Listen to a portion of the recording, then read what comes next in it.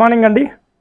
So చాలా మందికి అనేక రకాల డౌట్స్ ఈ టైంలో ఈ ఉన్నటువంటి సందిగ్ధ పరిస్థితుల్లో ఎగ్జామినేషన్స్ జరుగుతాయా, పోనీ ఇంకొక 20 రోజుల్లో కొత్త గవర్నమెంట్ ఫామ్ అవుతే ఉన్నటువంటి గ్రూప్ 2 డేట్ జరుగుతుందా, లేదా గ్రూప్ 1 ఎగ్జామినేషన్ జరుగుతుందా, వేరే డిఎస్సి లాంటి వాటికి ఇస్తారా?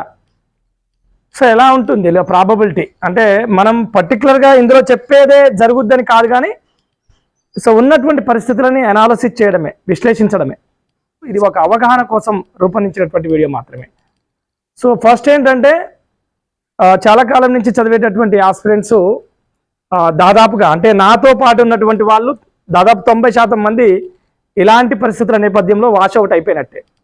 సో వాళ్ళు చదవాలి, టైం కేటాయించాలి, 90% అంటున్నా. అంటే నా కాలం అంటే ఇప్పుడు 2009 కాంపిటేటివ్ నుంచి స్టార్ట్ అయినటువంటి వాళ్ళు, ఇక కొత్త వాళ్ళు నిన్న మొన్నటి దాకా చదవకుండా ఉన్నటువంటి వాళ్ళు కూడా పుంజుకోవడానికి అవకాశం ఉన్నటువంటి సమయం ఇది. సో ఫస్ట్ జనవరి 6-7 డేట్ ఉంది కదా, సో ఆ రోజు జరుగుతుందా అంటే జరుగుతుందని మాత్రం చదువుకోండి. నెంబర్ 1.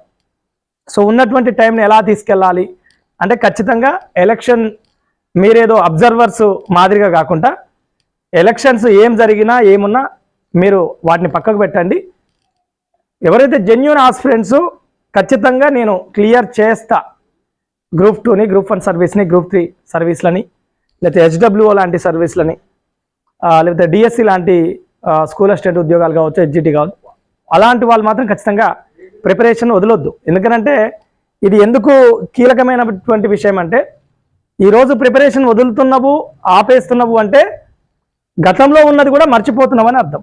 ఈరోజు ప్రిపరేషన్ని కంటిన్యూ చేస్తున్నావు, కొత్తదాన్ని నేర్చుకుంటున్నావు అంటే గతంలో ఉన్నటువంటి ఏదైతే నాలెడ్జ్ ఉందో దాన్ని కూడా గుర్తుపెట్టుకుంటున్నావు, దాన్ని క్యారీ చేస్తున్నావు, గుర్తుంచుకొని అని అర్థం. సో ఎవరైతే వదిలేస్తున్నారో మీరు రెట్టింపు అంటే ఒక 200% తో దాన్ని మర్చిపోతున్నారు అని అర్థం. సో కాబట్టి ఎట్టి పరిస్థితుల్లో ప్రిపరేషన్ మాత్రం వదలొద్దు. సో ఇక కొత్త గవర్నమెంట్ వచ్చి అవుతుందా అనంటే వాళ్ళ క్యాబినెట్ పరిస్థితులు నిజంగా ఉన్నటువంటి ప్రభుత్వం మళ్ళీ కూడా హామీలు ఇస్తుంది, వచ్చి మేము కండక్ట్ చేస్తాం, రీషఫుల్ చేస్తాం, టీఎస్పీఎస్ని ప్రక్షాళన చేస్తామని చెప్తుంది. లేదు కొత్త గవర్నమెంట్ మేము మాది ప్రధాన పంత నిరుద్యోగుల బాధనే తీర్చడం, నీళ్లు నిధులు నియామకాలు ఏదైతే ఉందో నియామకాలే ఒక ఓరియంటేషన్లో చెప్పడం కొత్తగా వచ్చేటటువంటి ప్రభుత్వాలు ఏమంటే, ఇంకా లేదు ఈ రెండు కాకుండా హంగు లాంటి ప్రభుత్వాలు వస్తే ఏంటి పరిస్థితి? సో ఏది వచ్చినా కూడా ఒకటి ఫేస్ చేయడానికి సిద్ధంగా ఉండండి. ఇదే జరుగుద్ది, పాత ప్రభుత్వమే వస్తుంది, లేదా కొత్త ప్రభుత్వం రాబోతుంది, లేదా హంగు రాబోతుంది. ఈ 3 అంశాలలో ఏదొచ్చినా కూడా ఫస్ట్ దాన్ని ఫేస్ చేయడానికి ఇది వస్తే ఇది చేయాలి, ఇది వస్తే ఇది చేయాలి, plan A, plan B, plan C అనేది ముందు పెట్టుకొని ముందుకెళ్ళే ప్రయత్నం చేయండి.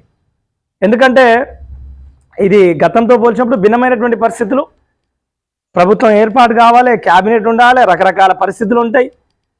కొత్త ప్రభుత్వం వస్తే పాత నోటిఫికేషన్ని ఇమీడియట్లీ ఇంప్లిమెంట్ చేస్తుందా, దాని మీద ఎలాంటి భరోసా కల్పిస్తుంది? కొత్త ప్రభుత్వాలు వస్తే వాళ్ళ క్యాబినెట్, వాళ్ళ సర్దుబాటు, వాళ్ళ విషయాలు ఇలాంటి, సో ఇదంతా కూడా ఉంది. కాబట్టి కొంత రాజ్యాంగబద్ధ సంస్థ అయినప్పటికీ కూడా పబ్లిక్ సర్వీస్ కమిషన్స్ లాంటివి కొంత దాంట్లో ఈ విధానపరమైనటువంటి నిర్ణయాలు తీసుకోవడంలో భాగంగా అక్కడ ఉన్నటువంటి ప్రభుత్వాల ఒపీనియన్స్ అడగడం ఇలాంటివి చేస్తాయి. కాబట్టి సో ఇదే అవుతుంది, ఇది వాయిదానే పడుతుంది, జనవరి 6న కూడా ఎగ్జామ్ జరగదు, లేదా జనవరి 6ననే ఎగ్జామ్ జరుగుతుంది, లేదా అటు ఇటు ఉంటే వెంటనే ఇంకో మహా అయితే ఒక నెల రోజుల్లో ఎగ్జామ్ జరుగుతుంది.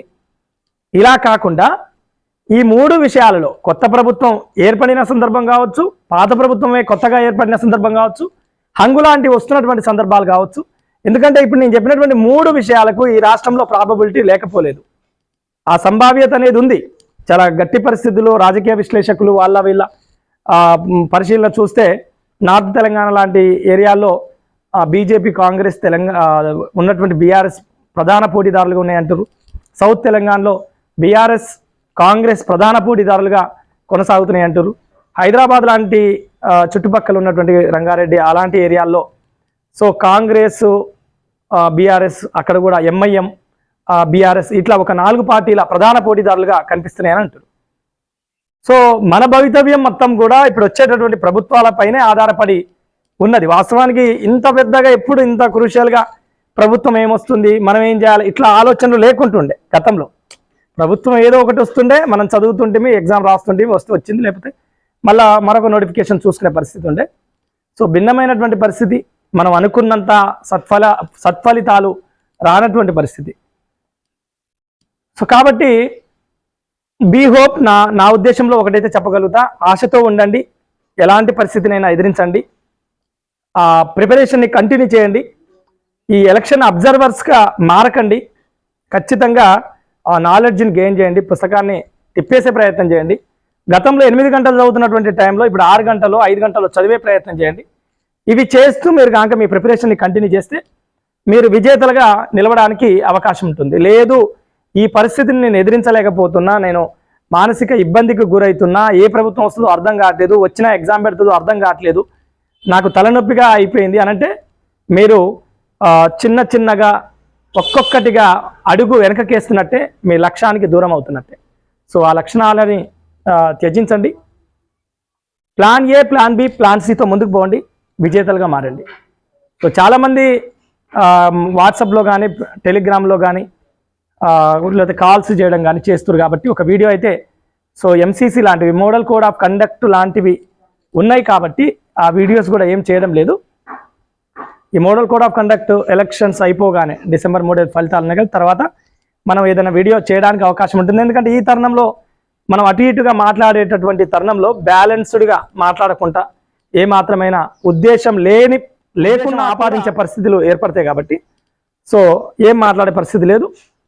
ఇది మాత్రం మీకు ఒక సూచన మాత్రమే. Plan A, plan B, plan సితో ముందుకెళ్లే ప్రయత్నం చేయండి. Thank you so much.